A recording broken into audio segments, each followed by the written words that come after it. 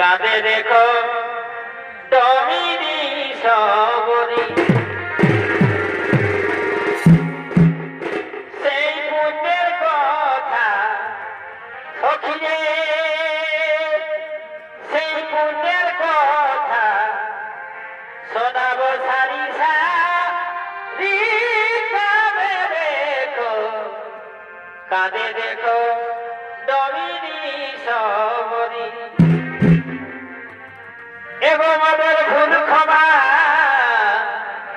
সখিরে ভুল ক্ষমা কর দয়া করি কাঁদে দেখো দমিনী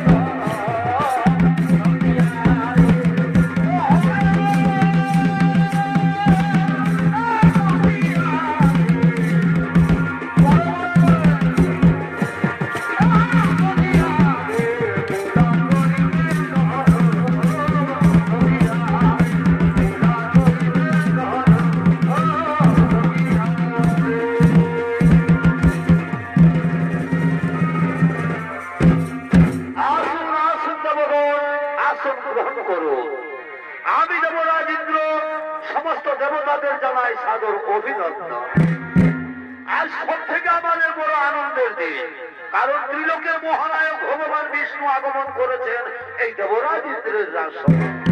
তবু প্রভু নারায়ণ এই দেবরাজ ইন্দ্রের প্রণাম গ্রহণ করুন। ভগবান দেবরাজ ইন্দ্রের প্রণাম গ্রহণ করুন।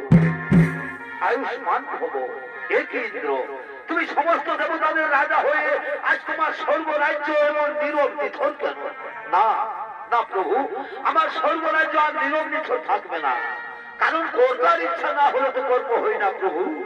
আমি এক্ষুনি সমস্ত অপ্সরাদের ডেকে নানা রকম নৃত্য গীতের আয়োজন করবো। কোথায় উর্বশী মেনকা রম্ভা তিলোত্তমা, তোমরা তাড়াতাড়ি ছুটে এসো দেবরাজ ইন্দ্রের রাজসভায়।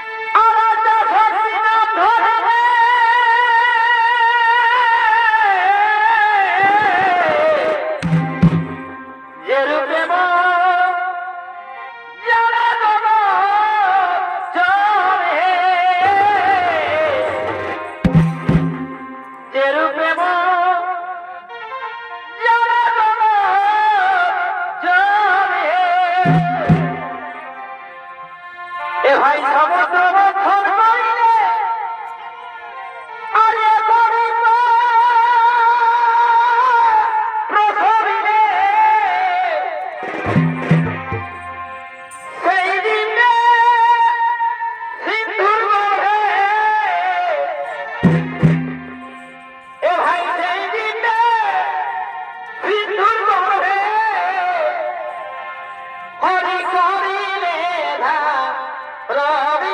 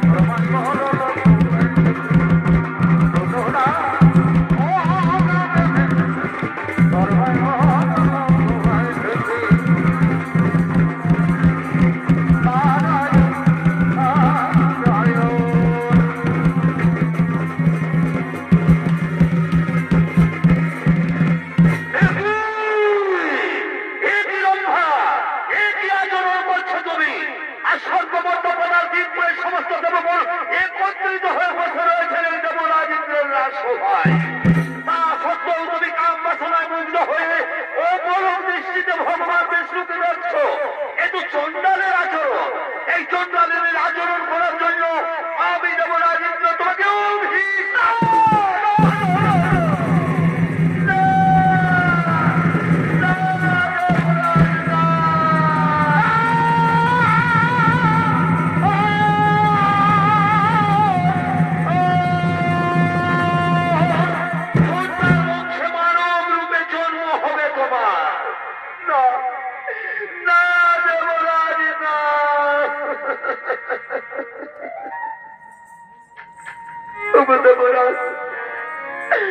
কাম বাসনায় মুগ্ধ হয়ে উপলব্ধ দৃষ্টিতে আমি ভগবান বিষ্ণুকে দেখিনি।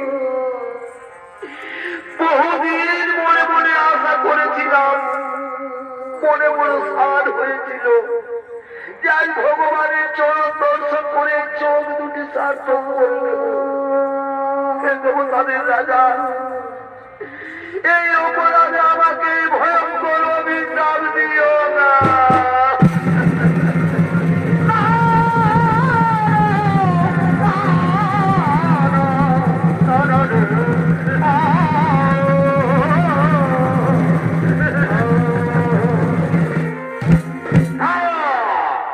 দেবরাজ ইন্দ্রের অভিশাপ কোনোদিনও ব্যর্থ হবে না। তবে নারায়ণ যদি ইচ্ছা করে তাহলে কিছুটা লোক হতে পারে। প্রভু নারায়ণ, তবু অন্তর যাবে, তুমি তো অন্তরের কথা সবই জানো ঠাকুর। তোমার চরণ দর্শন করে যদি চণ্ডাল বংশে জন্ম নিতে হয় তা তো আমার কোনো দুঃখ নেই। এ দেবতাদের রাজা, কিন্তু তোমার চরণ ছেড়ে যে আমি থাকতে পারি না প্রভু। তোমার চরণ ছাড়া যে আমি থাকতে পারি না।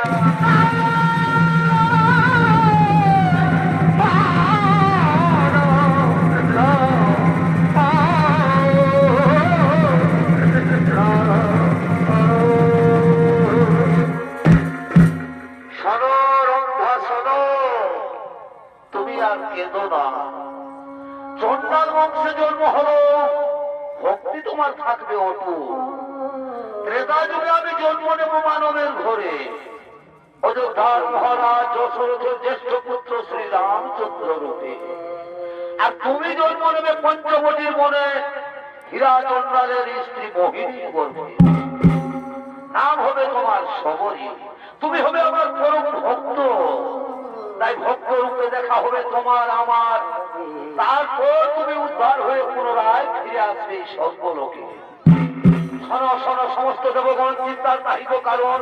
চলো নিদান নিদানে সবে করো আগমন।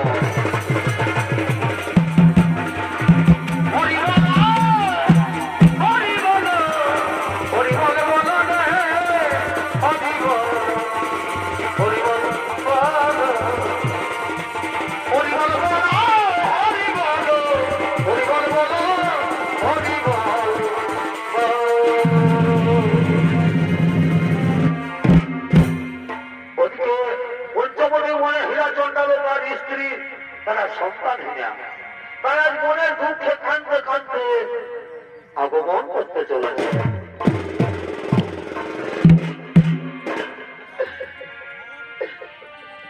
সুন্দর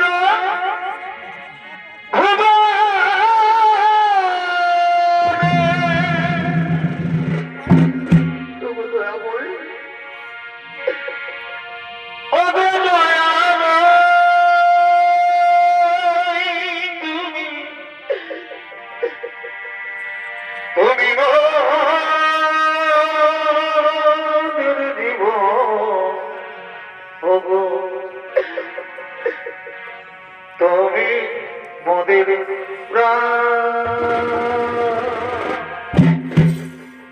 ঠাকুর, তুমি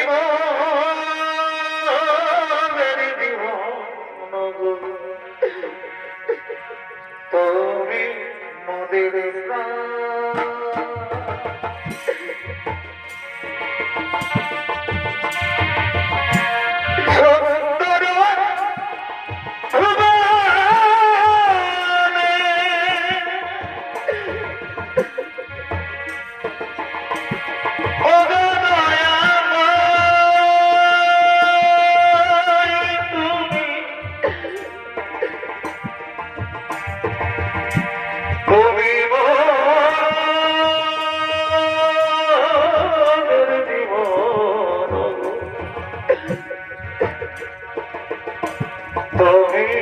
হবে না। স্বামী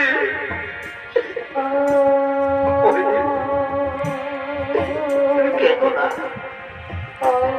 তুমি ঠাকুর, তুমি তো এমন কেবল পাপ করেছিলাম তোমার চরণে। আমরা ছোট জাত, তাই তো কেউ আমাদের মুখ দেখতে চাই না কেন ভগবান? কেন আমাদের মুখ দেখতে চায় না? এই দুনিয়ায় এখন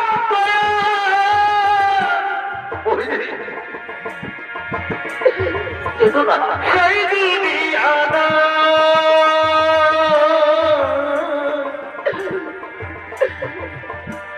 মানুষ নামের মানুষ আছে, দুনিয়া বোঝা এই মানুষের ফিরে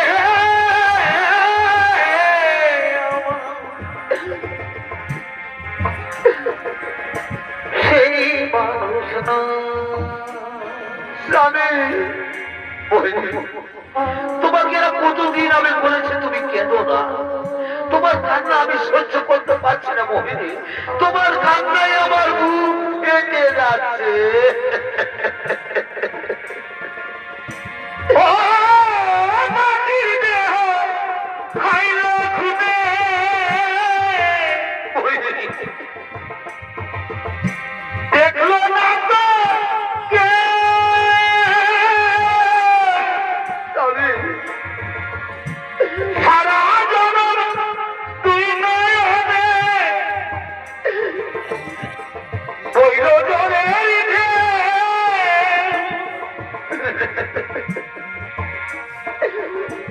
মনের ব্যথা কইতে গেলে এই দুনিয়ায় সবাই বলে মোহিনী, সোনার সোনা। মানুষ নামের মানুষ আছে, দুনিয়া বোঝা। স্বামী, স্বামী, তুমি বলে দাও না গো, আমি কি কোনোদিনও সন্তানের মা হতে পারবো না? স্বামী, আমি কি কোনোদিনও সন্তানের মা হতে পারবো না? না, না মোহিনী, ও কথা বলো না। ভগবান আমাদের উপর অত বড় নির্দয় হতে পারে না মোহিনী। ভগবান আমাদের উপর অত বড় নির্দয় হতে পারে না। দেখবে মোহিনী, একদিন না একদিন নিশ্চয়ই তুমি সন্তানের মা হবে মোহিনী। একদিন না একদিন নিশ্চয়ই তুমি সন্তানের মা হবে। তাই যেন হই স্বামী, তাই যেন হইব, তাই যেন হই। আচ্ছা মোহিনী, তুমি এক কাজ করো তো, যাও যাও মোহিনী, তুমি তুমি নদীর ঘাট থেকে জল তুলে নিয়ে আসবে, আর আমি আমি যতক্ষণ ওই গ্রাম থেকে কিছু ভিক্ষে করে নিয়ে আসবো, কেমন? ঠিক আছে স্বামী, তুমি যাও, তাড়াতাড়ি ভিক্ষে করে নিয়ে আসবে, আর আমি ওই নদীর ঘাট থেকে জল নিয়ে আসবো। তাই চলো, তাই মোহিনী, আমি আসছি মোহিনী। স্বামী, মোহিনী, তুমি তাড়াতাড়ি ভিক্ষে করে ফিরে আসবে। আমি ওই পুকুর থেকে স্নান করে জল নিয়ে আসি। আমি এক্ষুনি আসছি মোহিনী, আমি এক্ষুনি আসছি।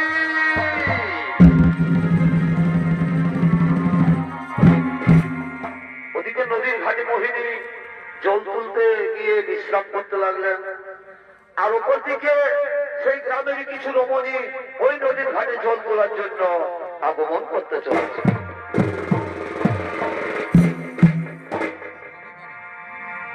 এগো নদী পারে বিহারে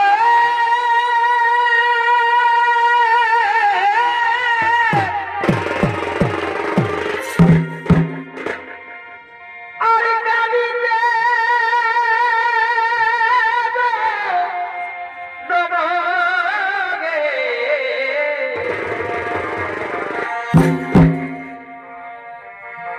নদী পারে বিহারে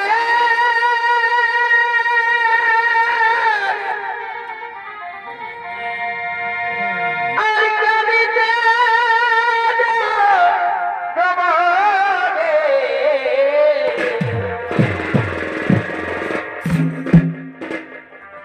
এগো কেটে কেটে করে জামাই যাই বাবা এগো কেটে কেটে করে জামাই যাই ও দিদি বুঝে নাই গো বুঝে নাই খালে ভরাই ঠগুরু দে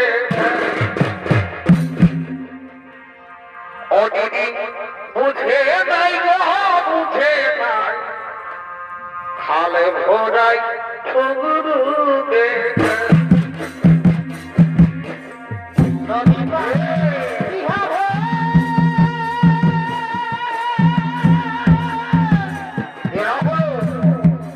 এরা হলো সেই গ্রামের রমণী। তারা আজ মনের আনন্দে নৃত্য করতে করতে সেই নদীর ঘাটে জল তোলার জন্য আগমন করেছে এবং নদী পারে বিহারে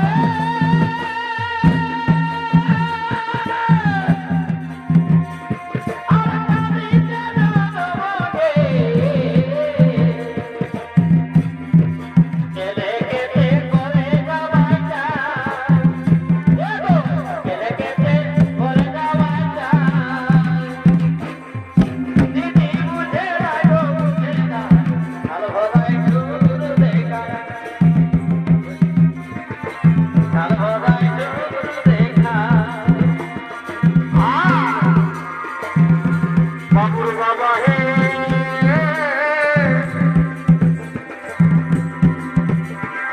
আগমারিতে ভালো খাবাইছে বাবুর বাবা হে তোমার আগমারিটাই ভালো খাবাইছে মোটা মোটা আকিলা সবাই খাইছে বাবুর বাবা গো অতর আগমারিটাই ভালো খাবাইছে বানিয়ানে গেল নদী কুয়ারি করতো বানিয়ানে গেল নদী কুয়ারি করতো ভাই ভরি সজা দিকে করমগিতে কলতো আলা তার ভরি সজা দিকে করমগিতে কলতো এগো পুরুলা গেল রে ভাই আর জল করে ভরতো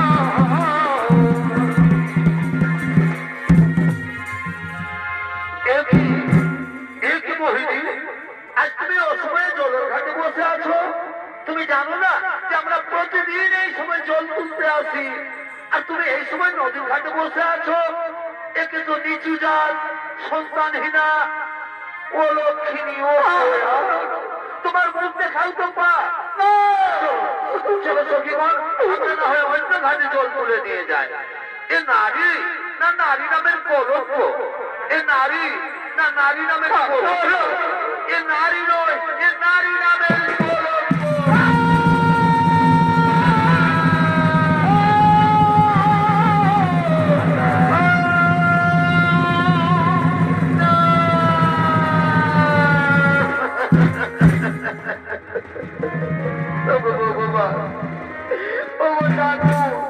এ কথা শোনার আগে আমার মৃত্যু হলো না কেন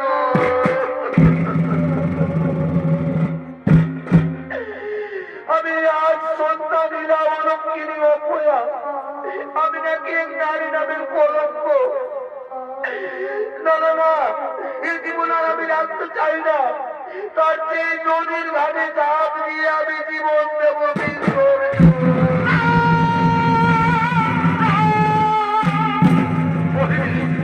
মোহিনী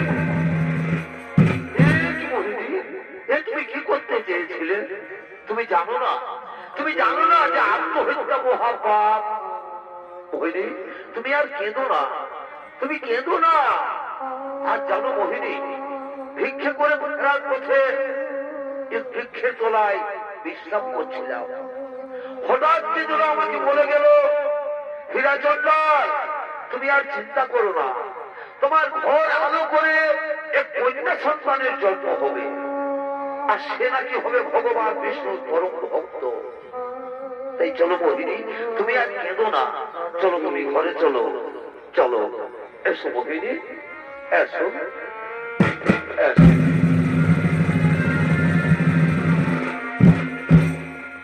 ওদিকে স্বর্গরাজ্যের সমস্ত দেবগণ মর্তলোকের দিকে আগমন করতে চলেছে।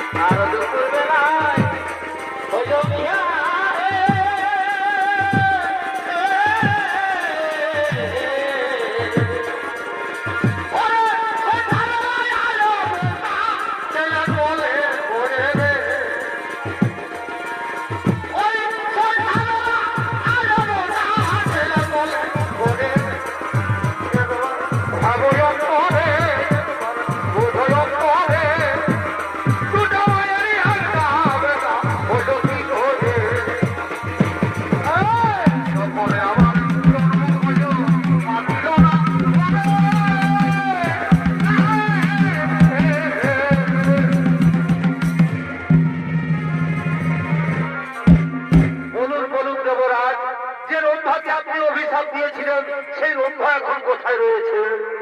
শোনো শোনো সমস্ত দেবগণ, যে রম্ভাকে আমি অভিশাপ দিয়েছিলাম, ভগবান বিষ্ণু সেই রম্ভাকে হীরাচন্দ্রের স্ত্রী মোহিনীর গর্ভে জন্ম দিতে চলেছে। আজ মোহিনী অহংকার করে বলছে সে নাকি অসাধ্য সাধন করেছে। তাই ভগবান বিষ্ণু দর্পহারী নারায়ণ মোহিনীর দর্প চূর্ণ করার জন্য মর্তলোকে করেছেন আগমন। তাই চলো দেবগণ, আমরাও সকলে মর্তলোকে করিব আগমন।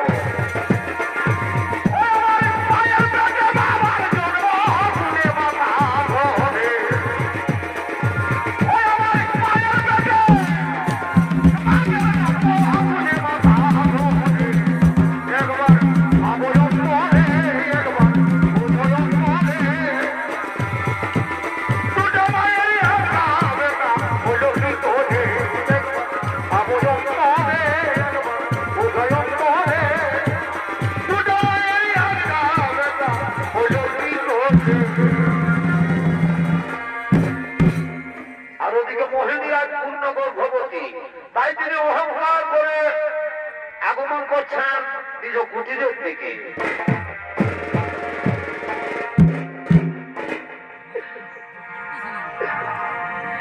এই জীবন বাজারে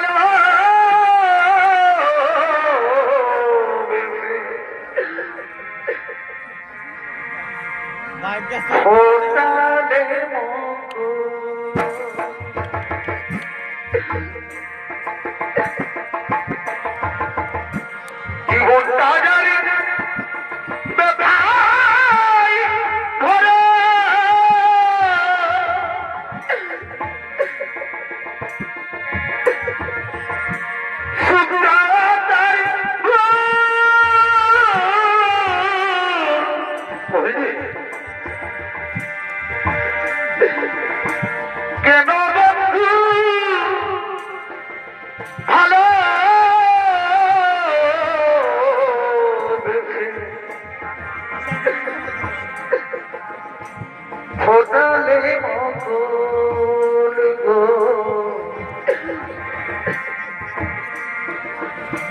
ফোটালে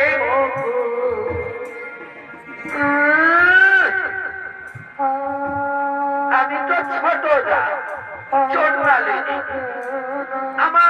আমার মুখ দেখলে নাকি ওদের পাপ হয় বলো ভদ্রলোকের বউরা এবার আমি নাকি সন্তানহীনা আজ আমি পূর্ণ গর্ভবতী আর তুমি এমন অস্থির হয়েও না তুমি পূর্ণ গর্ভবতী তুমি এমন অস্থির হয়েও না মোহিনী না আজ আমি বলবো আজ আমি অসাধ্য সাধন করেছি তারা আর কেউ আমাকে বলতে পারবি না ও লক্ষ্মী অপয়া এবার আমি দেখবো পৃথিবীর কি এমন শক্তি আছে যে আমাকে মা হতে আটকাতে পারে এবার আমি দেখবো পৃথিবীর কি এমন শক্তি আছে যে আমাকে মা হতে আটকাতে পারে মোহিনী মোহিনী সন্তান জন্ম না দেওয়ার আগে তোমার এত অহংকার এত গর্ব মনে রেখো মোহিনী তুমি সন্তানের জন্ম দেবে ঠিক তুমি মা হবে তাও ঠিক কিন্তু তোমার সন্তান পৃথিবীর আলো দেখবে তুমি কিন্তু তার মুখ দর্শন করতে পারবে না কে আমায় এমন করে কে আমায় এমন করে বলে যাচ্ছে স্বামী স্বামী আমি আমার সন্তানের জন্ম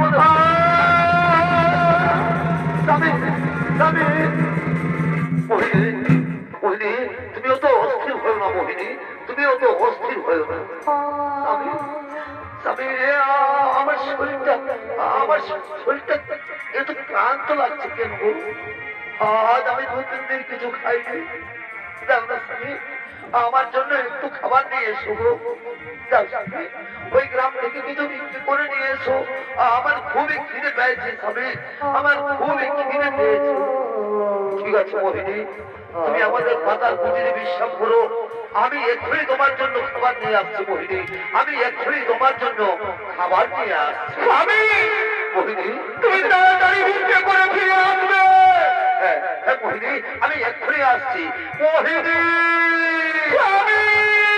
আমি আসি মোহিনী আমি আসি তুমি তাড়াতাড়ি ভিক্ষে করে ফিরে আসবে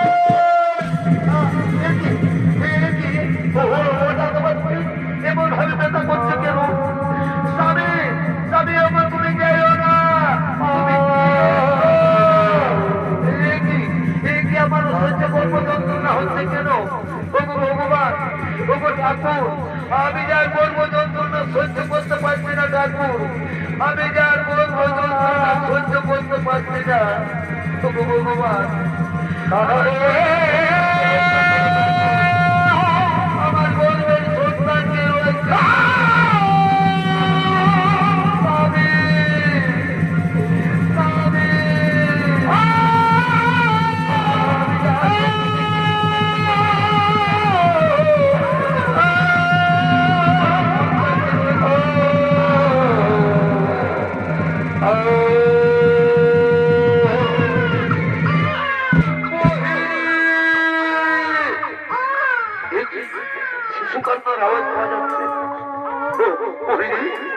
তুমি আমাদের সন্তানের জন্ম দিয়েছ আয় মা আয় করে আয় আয় মা কাঁদিস রে আজ আমার কি আনন্দ আজ আমার খুবই আনন্দ আজ আমি বাবা হয়েছি আর আমাকে কেউ সন্তান না বলতে পারবে না আজ আমার খুবই আনন্দ কাঁদিস রে মা কাঁদিস রে আরে আজ আমার খুবই আনন্দ আজ আমি বাবা হয়েছি মোহিনী আর তোমাকে তো অলক্ষণী অপয়া করতে পারবে না এই দেখো মোহিনী দেখো তোমার সন্তানকে দেখো মোহিনী দেখো দেখো তোমার সন্তানকে দেখো। মোহিনী কথা বলছো না কেন? মোহিনী মোহিনী মোহিনী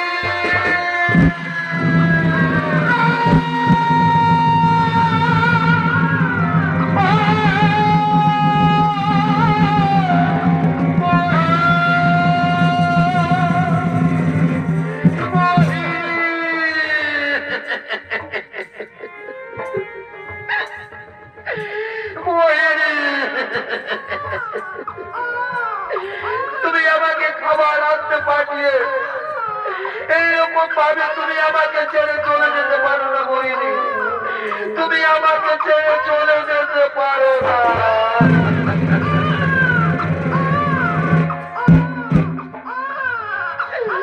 চলে যেতে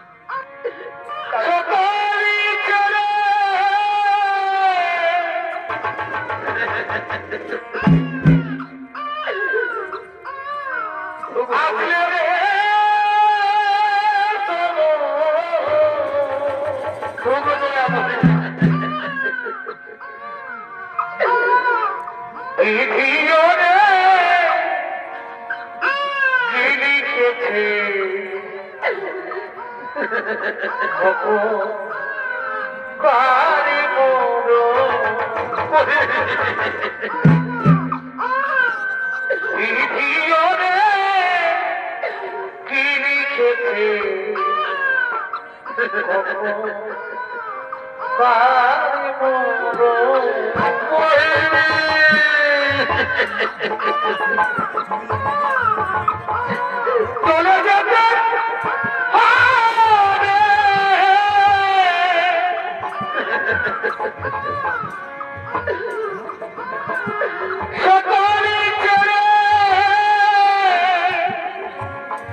তুমি যে আমাকে বলেছিলে আমি 3 দিন কিছু খাইনি, আসলে রে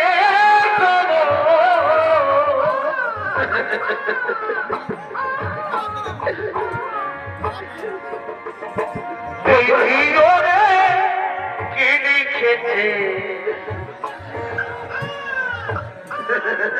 কখন পারে মন ভিডিওরে কি লিখেছে কখন পারে মোহিনী এইরকম মোহিনী আমি তোমার জন্য কত রকম খাবার দিয়ে এসেছি মোহিনী। ওঠো না ওঠো না মোহিনী ওঠো না। মা তুই আর কাঁদিস নে, তোর মা তোকে ছেড়ে চলে গেছে কিন্তু আমি তোকে কোনোদিনও ছেড়ে যাব না, আমি তোকে কোনোদিনও ছেড়ে যাব না। কাঁদিস না রে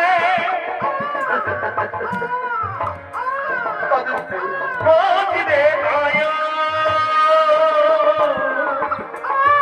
ভগবান কান্না হাসি এই তো জীবন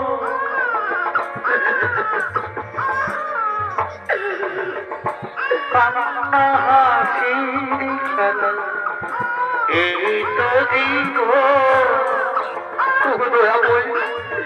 চন্ডাল বংশে জন্ম দিয়েছ তা তো আমার কোনো দুঃখ নেই,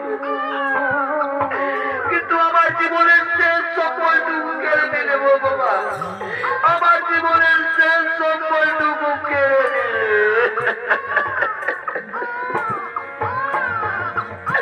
মনে পাখিটা আশায় আছো মোহিনী, একলা বেঁচে আছি আমি। মনে পাখিটা আশায় আছো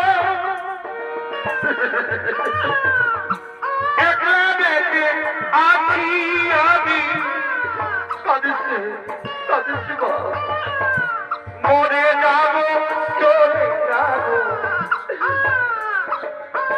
দিয়ে যাব তোমার সন্তান আর কাঁদিছে। চল চল তোর মায়ের মনে যাবো, দিয়ে যাবো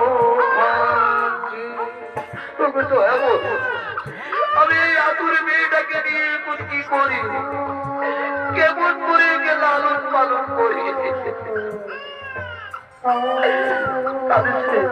কাঁদিসে মা, চল চল তোর মায়ের সন্তানের ব্যবস্থা করি। চল কাঁদিসে মোর পাখিটার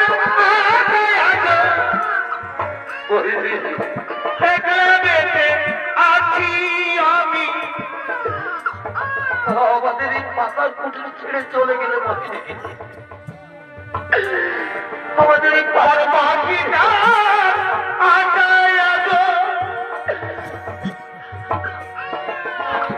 একলা বেঁচে আছি আমি,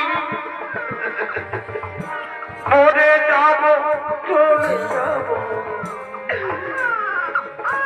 দিয়ে যাব পাখি,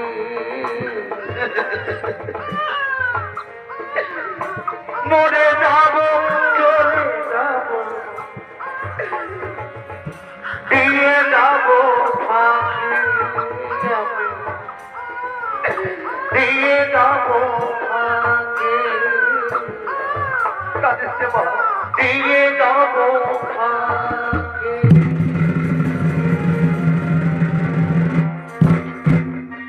ওদিকে হীরাচন্দ্র তার স্ত্রীর সৎকার্য শেষ করে তার কন্যা সন্তানের নাম রাখলেন শবরী।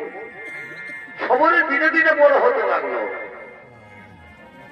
শবরী ৬-৭ বছর বয়স হলে হীরাচন্দ্র মারা যায়। হীরাচন্দ্র মারা গেলে শবরী বড় অসহায় হয়ে যায়। কে তাকে করবে লালন পালন? কিন্তু শবরী রাত্রি অন্ধকারে চুপি চুপি মুনি ঋষিদের আশ্রমের উচ্ছিষ্ট খেয়ে বড় হতে লাগলো। তাই একদিন কিন্তু শবরীর মনে অতুল ভক্তি, তার মুনি ঋষি সাধুগণদের সেবা করার। কিন্তু দিনের আলো সবাই তাকে ঘৃণা করে।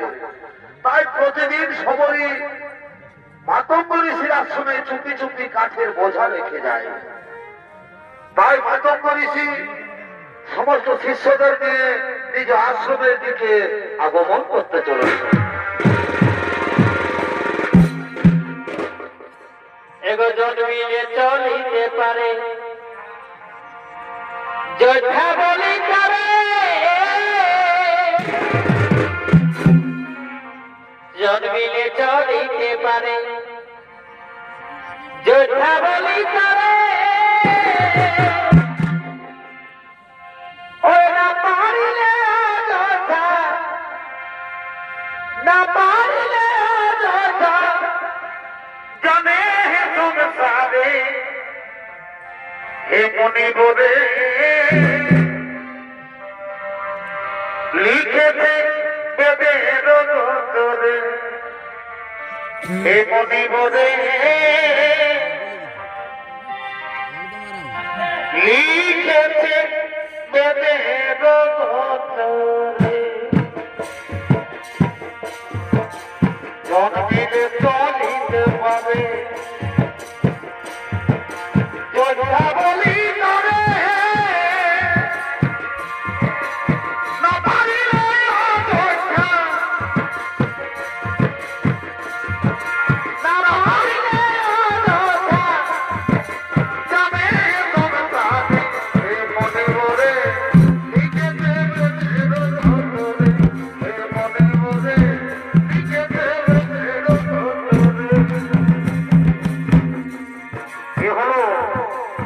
এ হলো সেই মাতঙ্গ ঋষি। আজ মনের আনন্দে তার শিষ্যদের নিয়ে নিজ আশ্রমে আনন্দে আগমন করেছে। জন্মিলে চলিতে পারে, যোদ্ধা বলি করে, না পারিলে যোদ্ধা, না পারিলে যোদ্ধা, জানে সংসারে হে মনি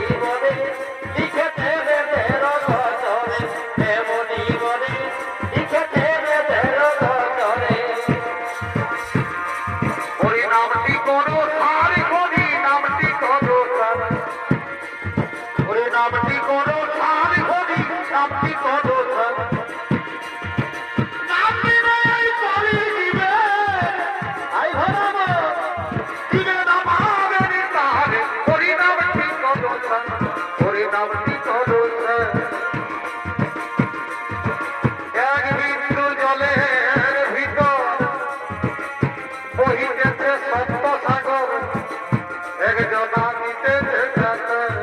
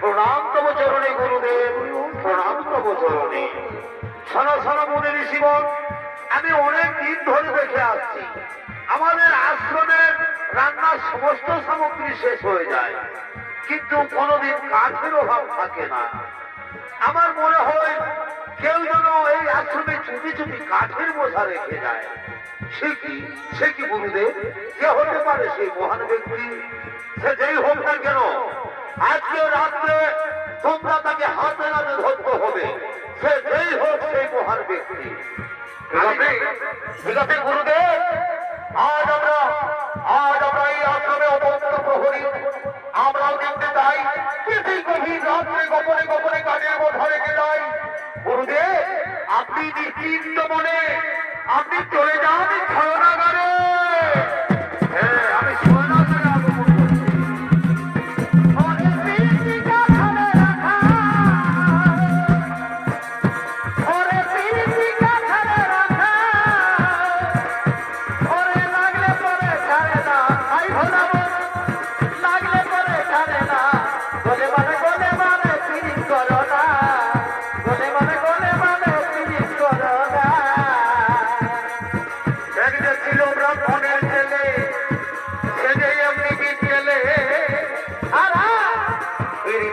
ভাপার মেয়ের পা ধুয়ে বাবা বাবা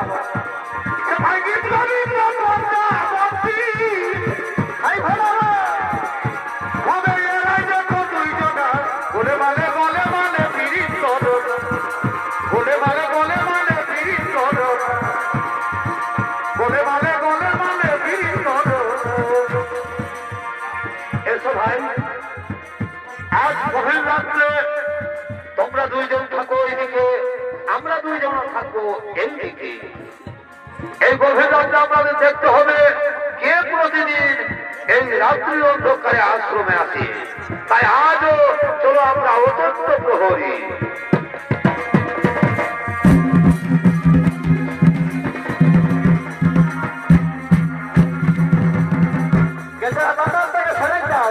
ওদিকে সবরই প্রতিদিনের নয় আজও গভীর রাত্রে কাঠের বোঝা নিয়ে মাতঙ্গ ঋষির আশ্রমের দিকে আগমন করতে চলেছে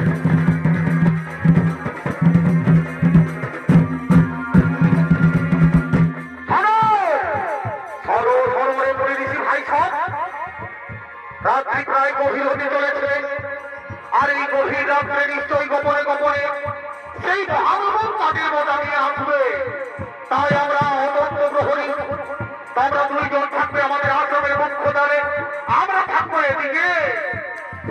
আর ওদিকে ওদিকে সেই গভীর রাত্রে গোপনে গোপনে সেই বিরাট চন্ডালের মেয়ে সমরী গোপনে গোপনে গভীর রাত্রে কাকের কথা নিয়ে মাতঙ্গ ঋষির আশ্রমে প্রবেশ করেছে।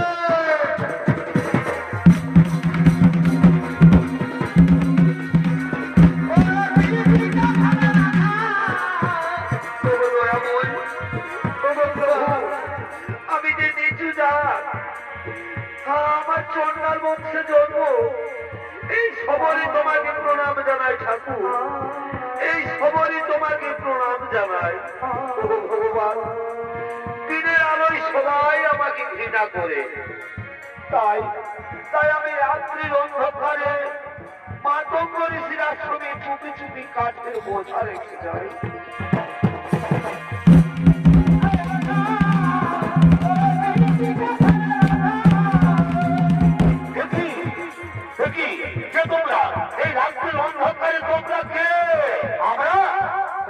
আমরা হলাম সেই মানব পরিচয় শিষ্য, কিন্তু তুমি তো তুমি সেই সমরী না? ও তাহলে তাহলে তুমি সেই বিরাট চন্ডালের মেয়ে সমরী। ও তাহলে তুমি গোপনে গোপনে প্রবেশ করে আমাদের পরিবেশীদের জন্য কাজ এনে রেখে দাও। কেন মনিবর, কি এমন অপরাধ করেছি আমি? কি অপরাধ করেছো? কি অপরাধ করেছো তুমি? তুমি হীরা চন্ডালের মেয়ে ছোট জাত, আর তুমি ছোট জাত হয়ে এই পরিবেশীদের আশ্রমে প্রবেশ করেছো, এটাই তোমার সব থেকে বড় অপরাধ।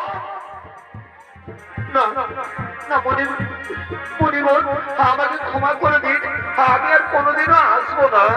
কোনোদিনও আসবে না?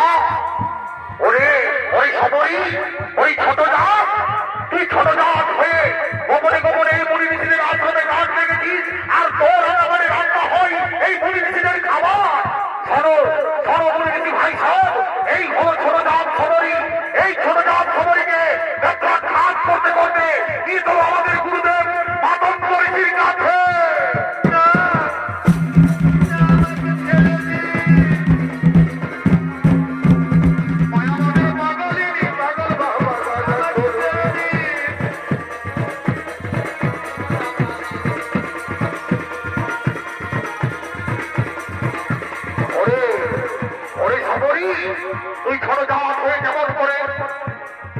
তুই ছোট জাত হয়ে যেমন করে আমাদের আশ্রমে প্রবেশ করেছিস, আমরা জানতাম আমাদের উচ্ছিষ্ট খাবার কে গোপনে গোপনে খেয়ে দেয়।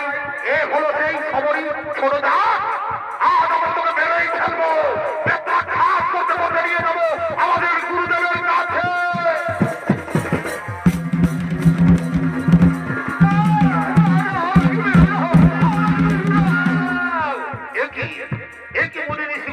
এই গভীর রাত্রে নিরীহ নারীকে মারধর করছো কেন? গুরুদেব গুরুদেব, এই নারী প্রতিদিন আমাদের কাঠ রেখে পালিয়ে যায়। এ হলো সেই ছোট জাত চন্ডালিনী সমরী।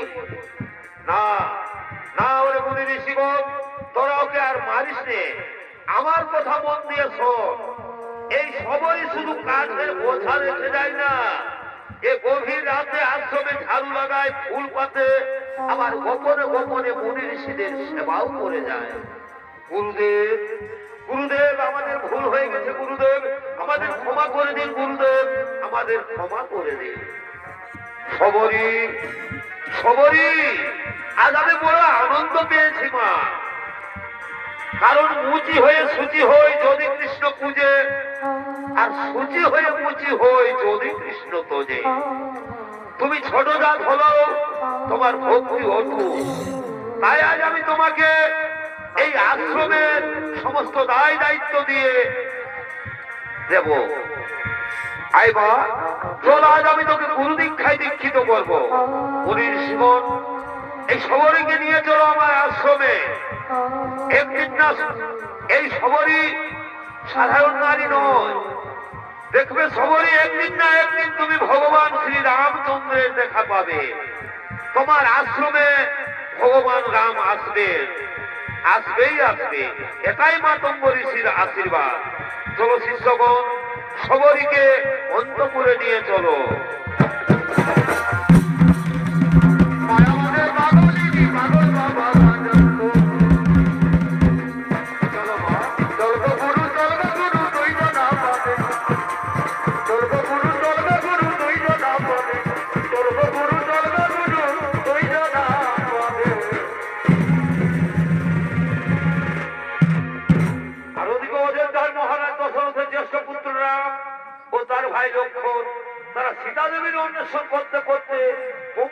সরোবরের দিকে আগমন করতে চলেছে।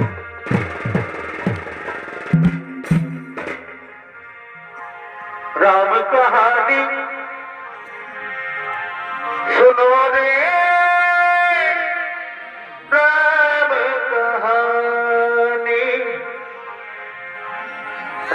कहानी सुनो रे राम कहानी कहते सुनते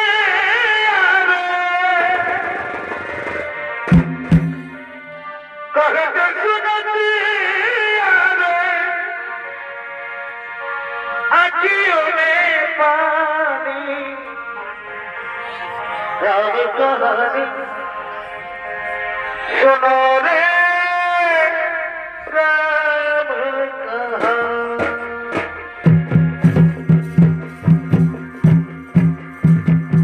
राम कहानी सुनो रे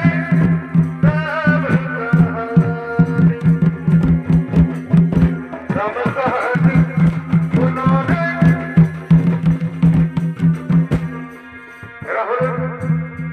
অযোধ্যার মহারাজ দশরথের পুত্র শ্রীরাম ও তার ভাই লক্ষ্মণ আর সীতা দেবীকে খুঁজতে খুঁজতে পদ্মা সরোবরের দিকে আগমন করেছে।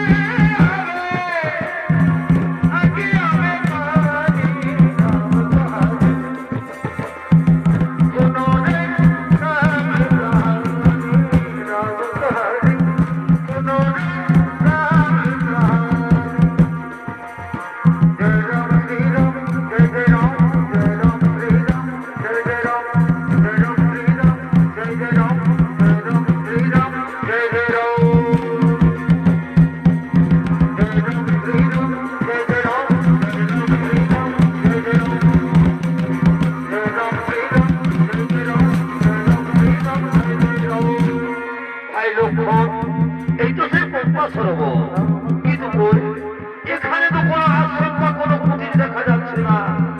তাহলে কোথায় কোথায় রয়েছে মাতা সবরীর আশ্রম? দাদা দাদা ওই দেখো দাদা, ওই দূরে একটি কুটির দেখা যাচ্ছে। আমার মন বলছে নিশ্চয়ই ওটাই হতে পারে মাতা সবরীর আশ্রম। তাই চলো ভাই, তাই চলো ওই আশ্রমের দিকে আমরা যাই।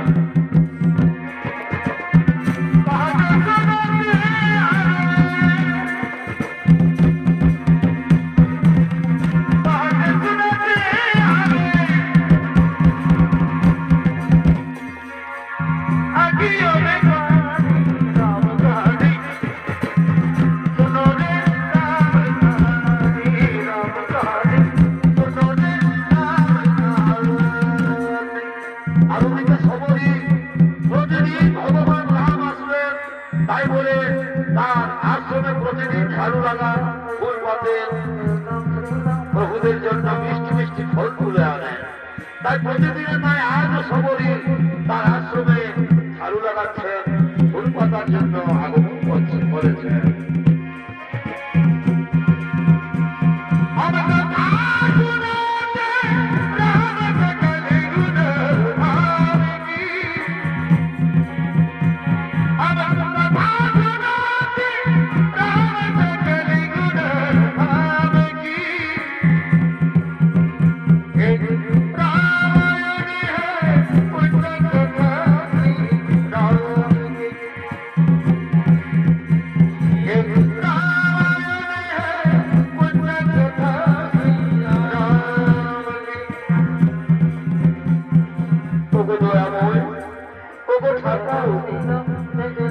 এই খবরে তোমার আসার পর দিয়ে বসে আছে ঠাকুর।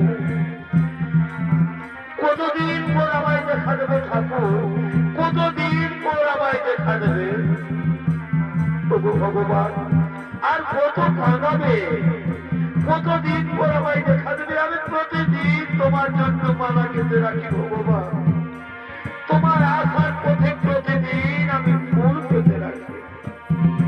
এই মনের যত মিষ্টি মিষ্টি ফুল আমি প্রতিদিন আমার ঝুড়িতে রেখেছি।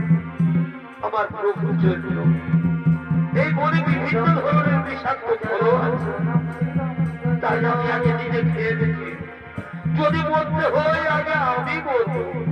তোমার যেন কিছু না হয় প্রভু, তোমার যেন কিছু না হয় প্রভু। দয়া করে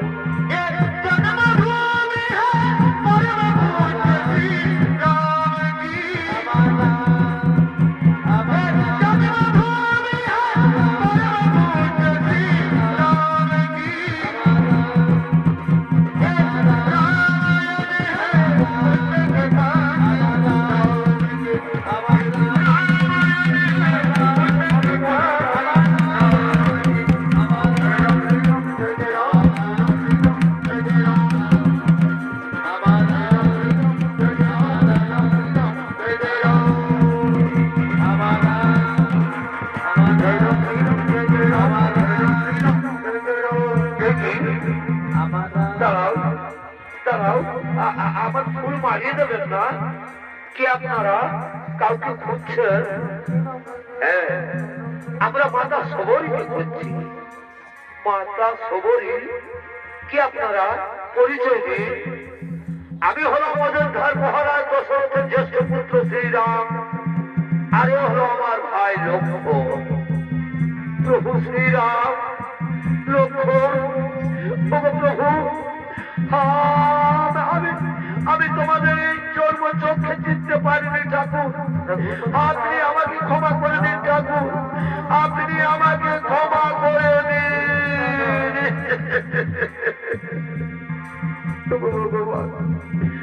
বৌদি তোমার পক্ষে বসে আছে ঠাকুর। আজ আমার গুরুদেবের কথা, আমার গুরুদেবের কথা বিশ্বাস করে আমি রয়েছি যে একদিন আমার কুটিরে ভগবান রাম আসবে আসবে। তবু দয়া করে আমায় ক্ষমা করে দিন ঠাকুর, আমায় ক্ষমা করে দিন। দাঁড়াও মাতা, মাতা সবরী, আজ আমাদের মনে হচ্ছে যেন মাতা কৌশল্যার কাছে দাঁড়িয়ে রয়েছে। মাতা সবরী, প্রভু প্রভু আমি আপনাদের জন্য অনেক মিষ্টি মিষ্টি ফল এনে রেখেছি প্রভু। আসুন প্রভু, আমার আশ্রমে আসুন, বসুন প্রভু। রাজা রাম জয় রাজা রাম,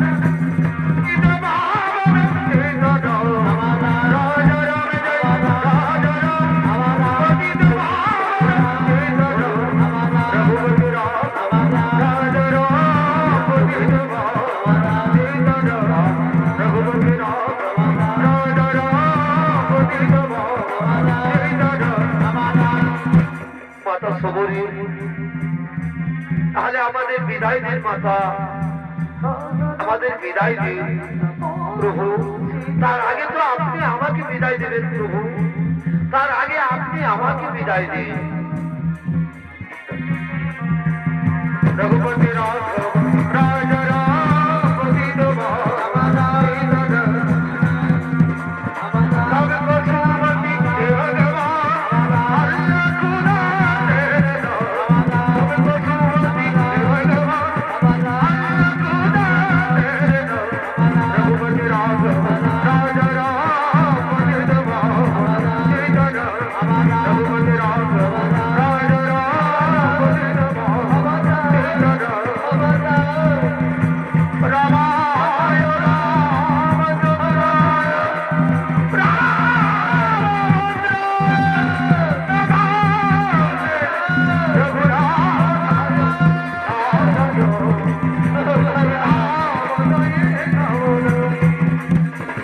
Raghupathi Raghupathi